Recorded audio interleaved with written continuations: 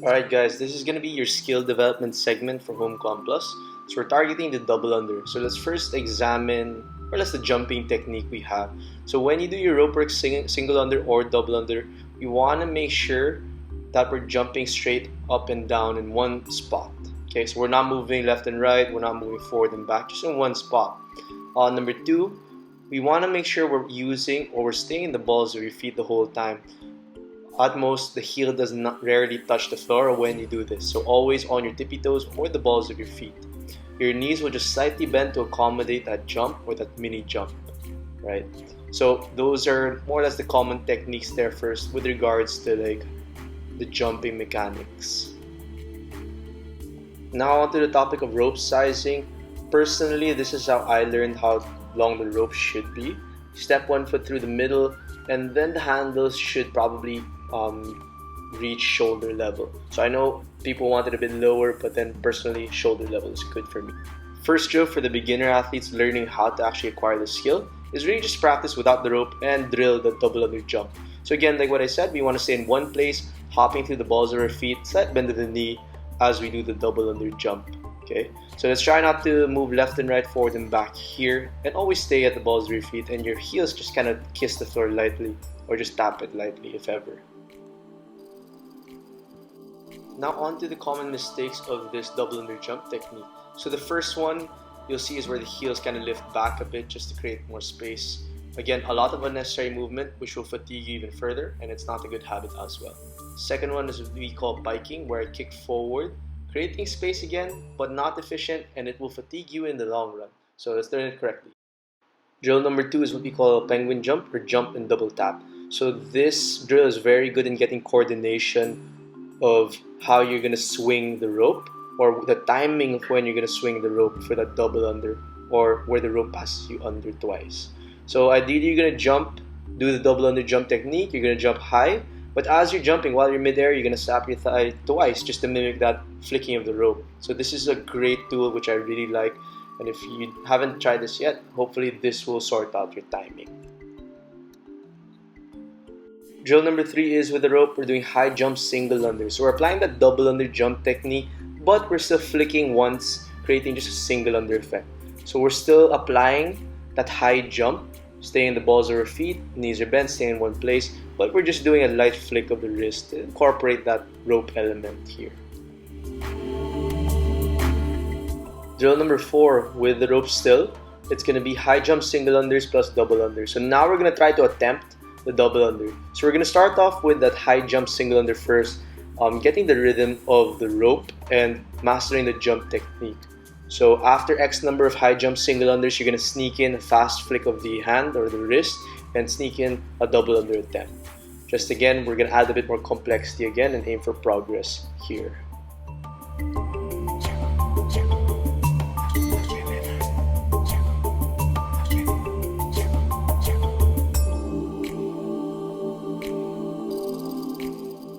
Drill number 5, not really more difficult, but it just adds variety. It's going to be a single under and double under combination.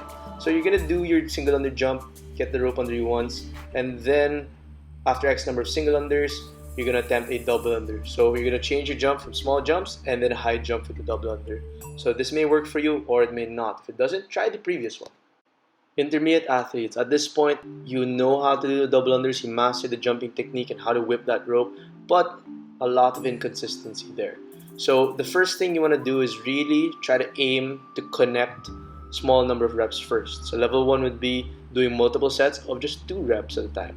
Now once you've demonstrated ownership there, bump up the reps again, do multiple sets of 3 reps. Once you're done, 4 reps. Once you're done with that, master that, 5 reps. Okay, but the gist is you want to demonstrate mastery first of a certain rep range and then slowly progress from there. Okay. Common mistake here is when athletes practice double unders, they just go until failure, attempt. They keep on attempting and they go until failure. But again, the objective is not really max reps. It's more about building consistency first, and then we can figure out max reps after we've mastered consistency. Okay, so try it out, guys. Aim for consistency. And again, try not to stay in a fatigued setting as you're doing this as well. Rest as needed before you hop on to your next set. So try this one out, guys.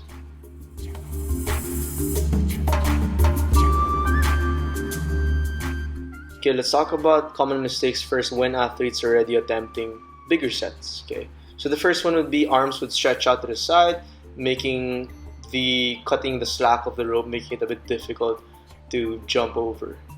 The second one would be, let's see, the second one would be more of that piking or knee lifting type of motion. Again, inefficient in the long run. But you will get it, but not a good habit to build or not a good habit to learn. So please do the technique properly and build good habits from there.